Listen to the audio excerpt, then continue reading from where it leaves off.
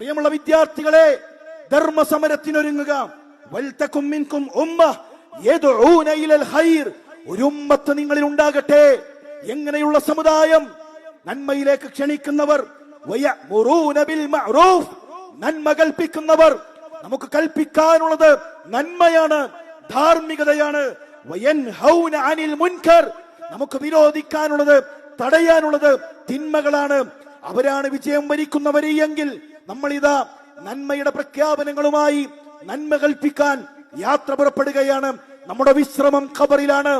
ഒരു മുസ്ലിം അവന്റെ നെറ്റിയിൽ വിയർപ്പുതുള്ളികളുമായിട്ടാണ് ലോകത്തെന്ന് ഇവിടെ പറയുക. പ്രിയമുള്ളവരെ, എന്താണ് ആ വിയർപ്പുതുള്ളികൾ? മരണം വരെ പ്രവർത്തിച്ചതിൻ്റെതാണ്. മരണം വരെ നിലക്കാത്ത അമലുകളുടെ വിയർപ്പുതുള്ളികളുമായിട്ടാണ് ലോകത്തുനിന്നൊരു മുഅ്മിനിന്റെ യാത്രയെങ്കിൽ എങ്ങനെയാണ് നമുക്ക് വിശ്രമിക്കാൻ കഴിയുക?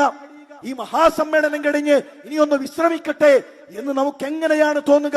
നമുക്ക് വിശ്രമമില്ല. നമ്മുടെ വിശ്രമം ഖബറിലാണ്.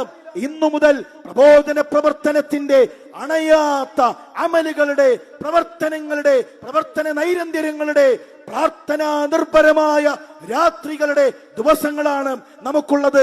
മെയ് 11 പെരിന്തൽമണ്ണയിൽ ഒരു വലിയ സാഗരത്തെ നമുക്കൊരുമിച്ച് കൂട്ടി അള്ളാഹുവിന്റെ മുന്നിൽ, അള്ളാഹുവേ, ഞങ്ങൾ ഈ പ്രവർത്തിച്ചത് നിന്റെ പ്രതിഫലത്തിന് വേണ്ടിയാണ്, സ്വീകരിക്കണേ എന്ന് പ്രാർത്ഥിച്ചുകൊണ്ടായിരിക്കണം നമ്മുടെ സമ്മേളനത്തിന്റെ പ്രവർത്തനങ്ങൾ നമ്മൾ അവസാനിപ്പിക്കേണ്ടത്.